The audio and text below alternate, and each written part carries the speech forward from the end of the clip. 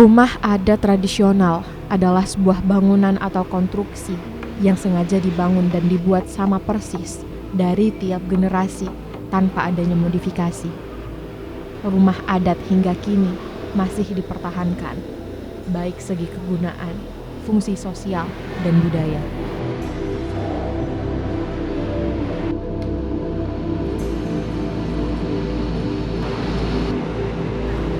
Rumah adat atau rumah tradisional Rejang itu maknanya di mana masyarakat terdahulu, leluhur kita terdahulu menggambarkan sebuah prototipe atau miniatur atau rangkuman dari alam yang mereka lihat gitu.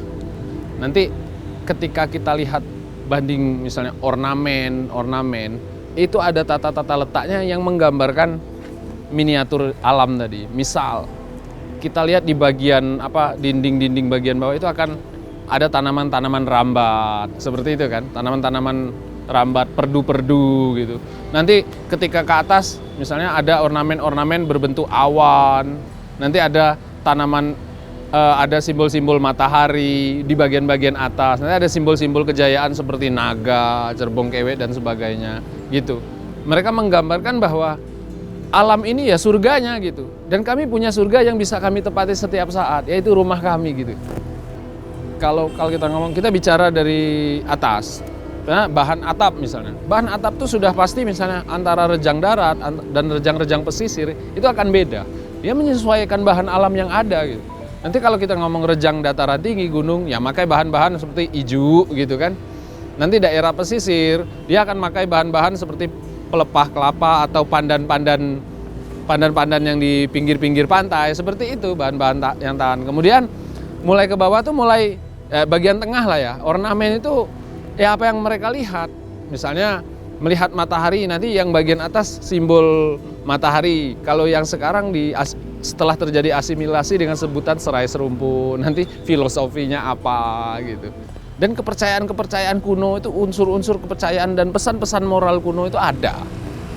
Kemudian semakin ke bawah itu menyesuaikan. Misalnya kalau di pesisir enggak terlalu, ya penting baratnya kuat, lebih fungsionalis, enggak terlalu banyak. Misalnya hanya dari balok lurus gitu. Nanti kayak daerah gunung akan lain lagi, menyesuaikan kondisi alam. Bantalan-bantalan untuk tiang-tiang pun berbeda.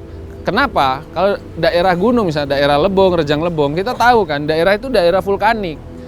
Ya kan?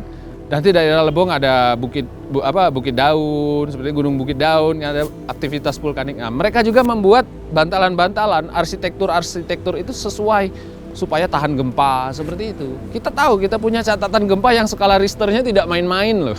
Kira-kira seperti itu. Safety, fungsional, filosofi, seni, budaya semua terangkum dan sampai di situ.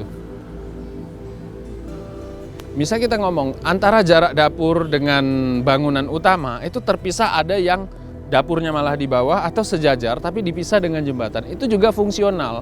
Ketika dapur terjadi kebakaran, dia tidak merembet ke bangunan utama. Kalau ada jembatan, sudah jembatannya putus, dimakan api, udah batas itu. Tidak terembet sampai ke rumah, kan seperti itu.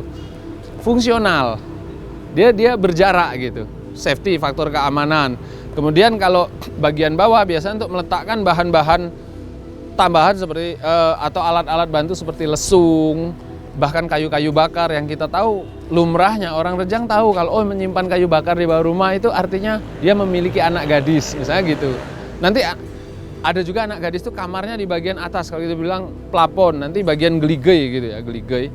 Nanti anak gadis itu misalnya di jendela-jendela geligei itu simbol kalau dia sedang ada, dia selendangnya atau kainnya itu itu keluar gitu loh, simbol dia ada. Nah, jadi makna ada gimana ya, kita pun kalau seandainya kembali ke dulu harus tahu loh kode-kode itu, etika-etika seperti itu. Anak gadis nggak sembarangan ketemu dengan cowok mojok misalnya. Nggak, kadang dia berkomunikasi dari bawah, yang cowoknya di bawah, ceweknya di atas, mungkin agak sedikit kenceng, atau yang ceweknya turun lewat jendela kecil itu udah ngobrolnya gitu, betul-betul jaga jarak. Jadi betul-betul artinya kalau kita ngomong dari desain rumah, anak gadis pun safety gitu loh. Kira-kira seperti itu. Secara fungsionalis dia memikirkan faktor-faktor itu. Kita di beberapa desa, beberapa tempat di sini masih sangat menjaga. Walaupun mungkin bagian tiangnya sudah berubah karena umur juga. Akhirnya populasi juga sudah rame, jadi secara fungsionalis itu nggak terlalu itu lagi, nggak terlalu dipakai lagi gitu. Yang penting berdiri kokoh, malah ada bangunan rumahnya masih ori gitu, bagian kaki-kakinya udah malah di semen atau batu gitu.